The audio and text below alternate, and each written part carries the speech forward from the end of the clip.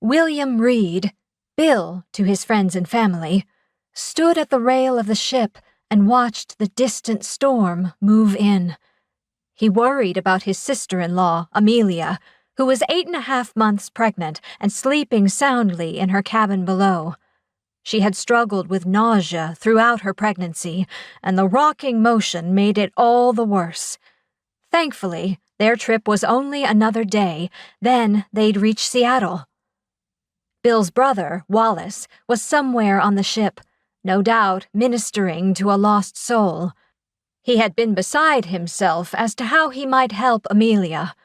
She had finally told him to do what he did best, go share the gospel. Wallace hadn't hesitated.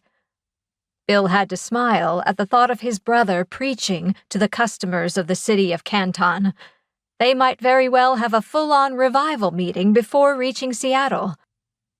When his brother had determined that God was calling him to minister to the people in Alaska, Bill had eagerly gone along. As a botanist, Bill knew Alaska would provide an entirely new classroom for him to explore. That had been 9 years ago, and the experience had been marvelous. Bill had even managed to secure a contract to furnish a New York publisher with a book on Alaskan vegetation. That was the biggest reason Bill was returning to Seattle.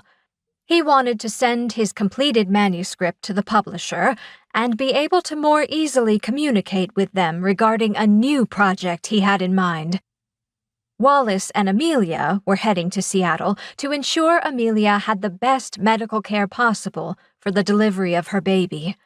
The pregnancy had been difficult for her.